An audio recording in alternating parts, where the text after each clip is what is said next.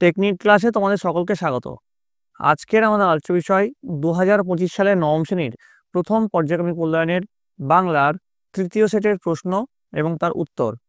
তোমাদের এর আগে বাংলার দুটি সেটের প্রশ্ন উত্তর করিয়েছি এবং অন্যান্য যে সাবজেক্ট আছে সেই সাবজেক্টগুলোরও দুটো সেটের প্রশ্ন উত্তর করানো হয়ে গেছে। তোমরা যারা যারা দেখোনি তাদের জন্য লিঙ্ক ডেসক্রিপশন বক্সে দেওয়া আছে, তোমরা সেখান থেকে দেখে নিতে পারো। তোমাদের এই প্রশ্ন উত্তর পর্ব শুরু করার আগে একবার তোমাদের সিলেবাসটা দেখে নেব। দেখো, প্রথমে তোমাদের সিলেবাসে কি রয়েছে: কলিঙ্গ দেশে ঝড় বৃষ্টি, ধ্বনি ও ধ্বনি পরিবর্তন, ধীবর বৃত্তান্ত, ইলিয়াস, শব্দ গঠন, উপসর্গ অনুসর্গ, দাম, নোঙর, ধাতু ও প্রত্যয়, ভাব সম্প্রসারণ আর সহায়ক পাঠ বইয়ের বোমযাত্রী ডায়েরি, এগুলো তোমাদের সিলেবাসে রয়েছে। এবার তোমাদের নাম্বার বিভাজনটা কেমন হবে একবার দেখে নাও।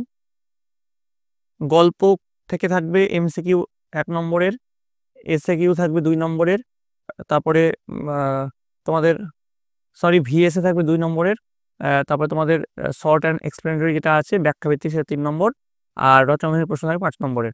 কবিতা থেকেও তোমাদের মোট 11 নম্বর থাকবে, নাটক থেকেও তোমাদের 6 নম্বর, সহায়ক পাঠ থেকে 7 নম্বর এবং ব্যাকরণ থেকে 5 নম্বর থাকবে। এর মোট তোমাদের 40 নম্বরের নাম্বার বিভাজন হবে। তো দেখে নাও তোমাদের প্রথম যে প্রশ্ন রয়েছে, সঠিক উত্তরটি নির্বাচন করো। 1 গুণ 7 সমান 7। প্রথম প্রশ্নে চলে যাচ্ছে। দেখো, প্রফেসর শঙ্কুর ভৃত্যের নাম হলো নিউটন, বিধুশেখর, অবিনাশ নাকি প্রহ্লাদ? উত্তর হচ্ছে প্রহ্লাদ। নেক্সট চলে আসবো। দেখো 1.2, দুর্দশা চরমে নেমে যাওয়ার পূর্বে ইলিয়াস বিক্রি করলো কম্বল ও তাঁবু, পশমের কোট, ঘোড়ার জিন, গৃহপালিত পশু। উত্তর হচ্ছে গৃহপালিত পশু। নেক্সট দেখো, একে পূর্বাপর সব বলতে দাও। উক্তিটির বক্তা হলেন সূচক, প্রথম রক্ষী, ধীবর নাকি রাজচালক? উত্তর হচ্ছে প্রথম রক্ষী। নেক্সট দেখো 1.4, ঈশানে উড়িল মেঘ, সাঘনে চিকুর। এখানে চিকুর বলতে বোঝানো হয়েছে আকাশকে, বিদ্যুৎকে, বাতাসকে, কোনোটি নয়। উত্তর হচ্ছে কোনোটি নয়। নেক্সট দেখো 1.5, মিথ্যা থেকে মিথ্যে, এটি কি ধরনের ধ্বনি পরিবর্তন? বিপ্রকর্ষ, স্বরসঙ্গতি, অভিশ্রুতি নাকি স্বরাগম? উত্তর হচ্ছে স্বরসঙ্গতি। নেক্সট, মার্ত যোগ অণ্ড এর সন্ধি বিচ্ছেদ হলো সন্ধিবদ্ধ রূপটি কি? কোনটা হবে? উত্তর হচ্ছে মার্তণ্ড। এই যে গ যেটা মার্তণ্ড সেটা হচ্ছে সঠিক উত্তর। এখানে একটু এলোমেলো হয়ে গেছে, ঠিক করে নিও তোমরা। নেক্সট দেখো, ক থেকে ম পর্যন্ত 25টি ব্যঞ্জনবর্ণকে বলা হয় স্পর্শবর্ণ, স্পার্শিক বর্ণ, ঘৃষ্ট ব্যঞ্জন নাকি উষ্ণ ব্যঞ্জন? উত্তর হচ্ছে স্পর্শ ব্যঞ্জন। নেক্সট দেখো, 2 দাগের প্রশ্ন, কম বেশি 15টি শব্দে নিচের 7টি প্রশ্নের উত্তর দাও। প্রথম যে প্রশ্ন দেখো, রাজশালক রাজবাড়ি থেকে ফিরে এসে রক্ষীদের কি নির্দেশ দিয়েছিলেন? উত্তর লিখবে, রাজশালক রাজবাড়ি থেকে ফিরে এসে ধীবরকে মুক্ত করে দিতে রক্ষীদের নির্দেশ দিয়েছিলেন, কারণ সে নির্দোষ ছিল। নেক্সট দেখো, স্কুলে ছিলেন ভদ্রলোক, ভদ্রলোককে কিভাবে বিশেষিত করা হয়েছে? উত্তর লিখবে, দাম গল্পে অঙ্কের মাস্টারমশাইকে বিভীষিকা স্বরূপ বিশেষিত করা হয়েছে, অর্থাৎ অত্যন্ত কড়া হাতের মানুষ। নেক্সট দেখো, কলিঙ্গ দেশে ঝড় বৃষ্টি কবিতায় চণ্ডীর আদেশে বীর হনুমান কি করেছিল? উত্তর লিখবে, চণ্ডীর আদেশে বীর হনুমান মঠ অট্টালিকা ভেঙে খান খান করে দিয়েছিল। নেক্সট দেখো, কিন্তু সেগুড়ে বালি কে কেন কথা বলেছিল? উত্তর লিখবে, বোমযাত্রী ডায়েরি গল্পে তারকবাবু কথা বলেছিলেন, কারণ তিনি সুন্দরবনের উল্কাপাতের কথা শুনে মৃত বাঘের ছালের লোভে সেখানে গেলেও লেট হয়ে যাওয়ায় তা পাওয়া হয়নি। নেক্সট 2.5, বিপ্রকর্ষের আর এক নাম কি? উত্তর লিখবে, বিপ্রকর্ষের আর এক নাম হচ্ছে স্বরভক্তি।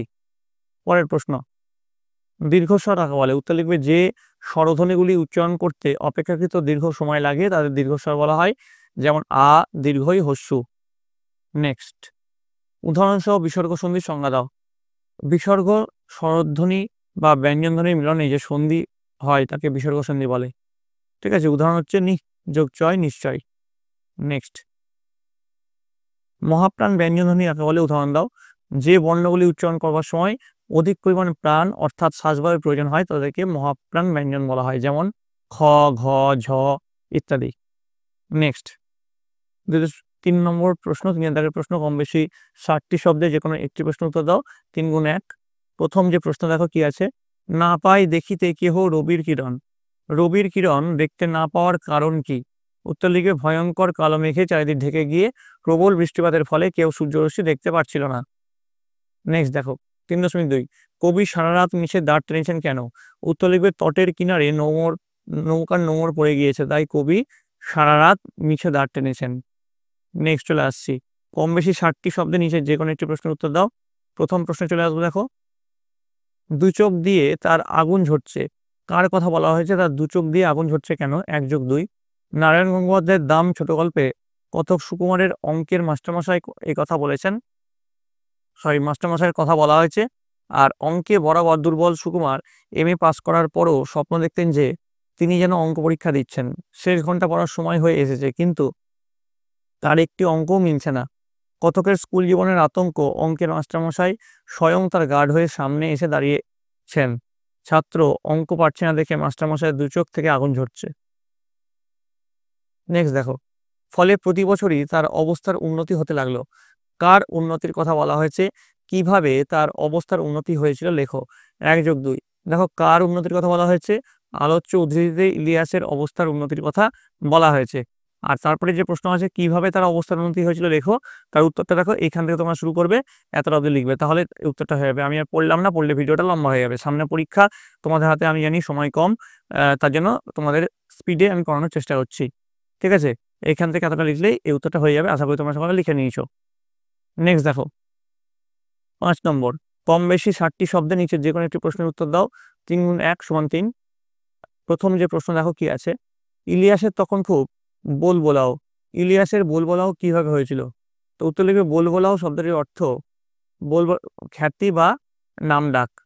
এবার তারপর কিভাবে হয়েছিল তার উত্তরটা এখানে ডিসপ্লে হয়েছে, তোমরা এতটা লিখে নেবে। ঠিক আছে, প্রথম থেকে বলেছেন অবধি, এখান থেকে এতটা অবধি লিখে নিলেই এই প্রশ্ন উত্তরটা হয়ে যাবে। পরেরটা চলে আসছি দেখো, 5.2। এখন মারতে হয় মারুন, ছেড়ে দিতে হয় দেন। বক্তা কে? কোন প্রসঙ্গে সেই উক্তিটি করেছেন? বক্তা কে আগে দেখে নেব। ধীবর বৃত্তান্ত নাট্যাংশে রাজার নামাঙ্কিত ও মণিখচিত আংটিটি ধীবরের কাছে দেখে রাজশালক ও তার 2 রক্ষী তাকে চোর সাব্যস্ত করে। সেই প্রসঙ্গে ধীবর জানায় সে একদিন একটি রুই মাছ পেয়ে সেটি খণ্ড খণ্ড করে কাটার সময় মাছের পেটে এই ঝলমলে আংটিটি দেখতে পায়। সেই আংটিটি বিক্রি করার জন্য লোককে দেখাবার সময় রক্ষীদের হাতে সে ধরা পড়ে। নানা বাধা পেয়েও আংটিটি পাওয়ার ঘটনা বিবৃত করার পরও ধীবর নগর রক্ষীদের নানা লাঞ্ছনা ও বিদ্রোহের শিকার হয়। এই প্রসঙ্গে নিজেকে নির্দোষ প্রমাণ করে দৃঢ়তার সঙ্গে ধীবর আলোচ্য চুক্তিটি করে বোঝায়। এরপর বিচার নগর রক্ষীদের হাতে তারা মারতে চাই মারুক, ছেড়ে দিতে চাই ছেড়ে দেখ। নেক্সট 6 দেওয়ার প্রশ্ন, কম বেশি 60টি শব্দের নিচের যে কোনো একটি প্রশ্ন উত্তর দাও। 3 × 1 = 3। প্রথম প্রশ্ন দেখো কি আছে, আমি মোটেই বিশ্বাস করি না। বক্তা কি বিশ্বাস করেন না? বক্তার মনোভাব ব্যাখ্যা করো। উত্তর লিখবে প্রফেসর শঙ্কু নিজের তৈরি রকেটে চেপে মঙ্গলের উদ্দেশ্যে পাড়ি দেওয়ার জন্য কেবলমাত্র বুদ্ধিমান লোকেরই প্রয়োজন, এই কথা তিনি বিশ্বাস করেন না। তারপরে যে প্রশ্নটা আছে বক্তার মনোভাব ব্যক্ত করো, দেখো বক্তার মনোভাবটা এখান থেকে লিখবে, মঙ্গল অভিযানে থেকে লিখবে। ঠিক আছে, দেখো এখানে ডিসপ্লে হচ্ছে, যতটুকু ডিসপ্লে হচ্ছে ততটুকু লিখলেই এই প্রশ্ন উত্তরটা লেখা হয়ে যাবে। পরিচয় দিয়েছেন এতটা অবধি, মঙ্গল অভিযানে থেকে পরিচয় দিয়েছেন এতটা অবধি লিখলেই তোমাদের হয়ে যাবে। চলে আসছি পরবর্তী প্রশ্ন, কভার্সের মানবসুলভ বুদ্ধির পরিচয় কোন কোন ঘটনায় পাওয়া যায় লেখো। দেখো এখান থেকে লেখা শুরু করবে, পড়লাম না। অর্নিথন যন্ত্র তৈরির সময় থেকেই কভার্সের নিজস্বতা শঙ্কুকে আকৃষ্ট করেছিল, এখান থেকে লেখা শুরু করবে। তারপর যেমন করে এখানে ডিসপ্লে হচ্ছে ঠিক তেমন ভাবে তোমরা লিখবে। দেখো এখানে তোমরা দেখো এর শেষটা অতিক্রমী ছিল, এতটা অবধি লিখবে অর্নিথন যন্ত্র থেকে, তাহলে লিখলেই হয়ে যাবে। ঠিক আছে, এবার চলে আসবো পরের প্রশ্ন, কম বেশি 150টি শব্দের নিচের যে কোনো একটি প্রশ্নের উত্তর দাও। প্রথম প্রশ্নে চলে যাবো আমরা। দেখো, চারি মেঘে বরিশে মুষলধারে জল। চারি মেঘ কি কি? দেবরাজ ইন্দ্র কর্তৃক মেঘেরা কিভাবে সজ্জিত হয়ে ঝড় বৃষ্টি চমকানো, বিদ্যুৎ চমকানো, বজ্রপাত শিলাবর্ষণ সহ বর্ষণ করছে তার সবিস্তার আলোচনা করো। তো চারি মেঘ কারা কারা? আবর্ত, সংবর্ত, পুষ্কর ও দ্রোণ।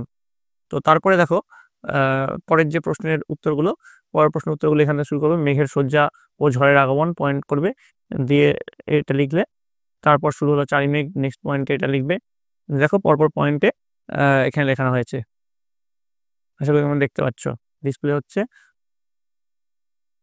তোমাদের যদি আমি এটা পড়াতে চাই তাহলে টাইমটা বেশি লেগে যাবে, আর তোমাদের পরীক্ষা সামনে আছে, তোমাদের হাতে বেশি সময় নেই। তো যেমন করে আমি দেখাচ্ছি তেমন করে তোমরা লিখে নিও। ঠিক আছে, এবার দেখো চলে আসছি নেক্সট যেটা স্লাইড, নেক্সট স্লাইডে চলে আসছি। দেখো, নোঙর কবিতাটির নামকরণের তাৎপর্য আলোচনা করো, খুব গুরুত্বপূর্ণ প্রশ্ন। প্রথম শুরু করবে, নোঙর শব্দটি এসছে ফার্সি লঙ্গর শব্দ থেকে। নৌকাকে জলের মধ্যে বেঁধে রাখার ভারী বস্তু বিশেষকে নোঙর বলা হয়। শিকল বা কাঁচির সঙ্গে লোহার এই নোঙর বেঁধে জলের নিচে ফেলে কাঁচির অন্য প্রান্ত দিয়ে নৌকা বেঁধে রাখা হয়। কবি অজিত দত্তের আলোচ্য কবিতা নোঙরের মাধ্যমে মানব জীবনের বন্ধনের কথা বলা হয়েছে। মানুষের জীবনও নৌকার মতো, সম্পর্কের, কর্মের, দায়িত্ব, কর্মবোধের নোঙরে তা বাঁধা পড়ে থাকে। যারা ভাবুক, সৃষ্টিশীল ও রোমান্টিক মনের মানুষ, তারা জীবনের সমস্ত বন্ধন ছিন্ন করে বাস্তব থেকে দূরে চলে যেতে চান। মাঝে মাঝে তাদের মনে স্বপ্ন, কল্পনার জগৎ ও কঠিন বাস্তবের জগতের মধ্যে সংঘাত দেখা যায়। কবির সৃষ্টিশীল মনেও এমন সংঘাত চলে। সুদূরের আহ্বানকে তিনি উপেক্ষা করতে পারেন না, আবার দৈনন্দিন জীবনের সীমাবদ্ধতা থেকে বেরোতেও পারেন না। তার জীবন যেন নোঙরে বাঁধা পড়া এক নৌকা। তাই এই কবিতায় নোঙর হলো বন্ধনেরই প্রতীক। সেদিক থেকে বিচার করলে আলোচ্য কবিতাটি নোঙর নামটি সার্থক ও যথাযথ। নেক্সট চলে আসছি, দেখো 8 নম্বর, কম বেশি 63 শব্দের নিচের যে কোনো একটি প্রশ্ন উত্তর দাও। 5 × 1 = 5। প্রথম প্রশ্ন, আর সে কথা যে আমরা আপনাদের বললাম তা ফুর্তির জন্য নয়, আপনাদের কল্যাণের জন্য। বক্তা কে? তিনি এ কথা কখন বলেছেন? এই কথা বলার কারণ কি? 1+2+2। তো বক্তা কে? ইলিয়াস গল্প থেকে উক্তিটির বক্তা হচ্ছে স্বয়ং ইলিয়াস। তিনি এ কথা কখন বলেছেন? দেখো এখান থেকে এক সময় থেকে মন্তব্যটি করেছে। এতটা অবধি লিখলে তিনি এই কথা কখন বলেছেন তার উত্তর হয়ে গেল। তারপরে এই কথা বলার কারণ কি? তার উত্তর ইলিয়াসের স্ত্রী শামসেমাগি থেকে লেখা শুরু করবে, আর তার মঙ্গল। এতটা অবধি লিখলেই তার শেষের উত্তরটা হয়ে যাবে। আশা করি তোমরা সবাই লিখে নিয়েছো। ভিডিওটা পজ করে তোমরা লিখে নিও। নেক্সট দেখো 8.2, মনে হলো স্নেহ, মমতা, ক্ষমার এক মহাসমুদ্রের ধারে এসে দাঁড়িয়েছি। কার সম্পর্কে এই মন্তব্য করা হয়েছে? উদ্দিষ্ট ব্যক্তিকে এমন উপমায় ভূষিত করার কারণ উল্লেখ করো। তো উত্তর লিখবে, কথক সুকুমার তার ছেলেবেলার স্কুলের অঙ্কের মাস্টারমশাইয়ের সঙ্গে বহুকাল পরে বাংলাদেশের একটি কলেজে পুনরায় সাক্ষাতের পর তার সম্পর্কেই মন্তব্য করেছেন। তারপরে উপমায় ভূষিত করার কারণ সেটা দেখো এখানে ডিসপ্লে হচ্ছে, সেটা তোমরা লিখো। যেমন করে এখানে লেখানো হচ্ছে ঠিক একইভাবে লিখবে। বহুদিন পর কথক মাস্টারমশাইকে চিনিয়েছেন অন্যভাবে, এখান থেকে লেখা শুরু করবে। শেষ করবে কোথায়? দেখো দেখো মহাসমুদ্র, এতটা অবধি লিখে তোমরা শেষ করবে। ঠিক আছে, এখান থেকে এতটা গড়াটা লিখবে। দেখো পরের স্লাইডে চলে যাচ্ছি আমরা। দেখো নেক্সট স্লাইড কি বলেছে, কম বেশি 125 শব্দের নিচের যে কোনো একটি প্রশ্নের উত্তর দাও। 4 × 1 = 4। ভাব সম্প্রসারণ করতে বলেছে। খুব ইম্পর্টেন্ট ভাব সম্প্রসারণ। জগৎ জুড়িয়া এক জাতি আছে, সেই জাতির নাম মানুষ জাতি। একই পৃথিবীর জন্য লালিত, একই রবি শশী মোদের সাথী। তো ভাব সম্প্রসারণটা কিভাবে লিখবে দেখে নাও। পৃথিবীতে বহু ভাষা, বহু সংস্কৃতি এবং বহু ধর্মের মানুষ বাস করে, এখান থেকে লেখা শুরু করবে। ঠিক আছে, যে দেখো ভাব সম্প্রসারণটা এখানে ডিসপ্লে হচ্ছে। আশা করি তোমরা দেখতে পাচ্ছ। প্রকৃত মনুষ্যত্ব, এতটা অবধি লিখবে। বুঝতে পেরেছ? চলে আসছি পরের স্লাইডে। 9.2, ভাব সম্প্রসারণ করতে বলেছে।